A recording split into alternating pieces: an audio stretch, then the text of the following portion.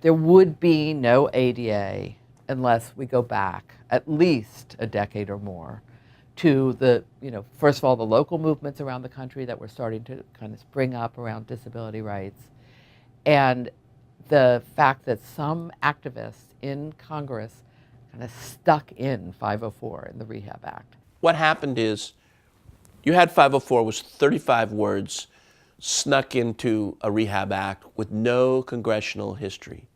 So it was a sneak attack, okay? And I'm not sure anybody other than the people that got the 35 words in knew what the heck they were doing even. So then you had the 504 regulations. If you take 504 the statute and 504 the regulations, you have the basis of the ADA. After 504, I got to say, oh, you really should do this. It's the right thing to do. It's the moral thing to do. And it's the law. Unfortunately, nobody ever heard of 504. It was just not one of those things that entered anybody's consciousness except for those of us who were intimately involved with it, and maybe the affirmative action officer at the university or the people who were designing the buildings. It wasn't until the ADA came in, really, and that started to get some press, that people started to pay attention. So from 77 to 90, we had the law, but it wasn't a very big club. It was an important club to have. It was better than having no club at all, but it wasn't a very big club. It was finally when the ADA came in that we got a decent sized club and could make more important things happen.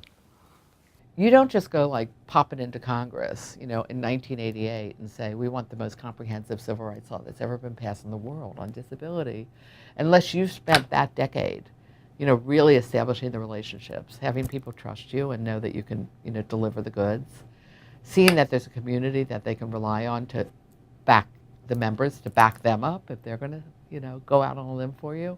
So there was all this groundswell that was created in the 80s through the energy of those demonstrations, through the energy of a new civil rights movement. And I think all of that was absolutely a prerequisite to even thinking about an ADA. I think we went through a lot to get where we are, but there's always room for improvement.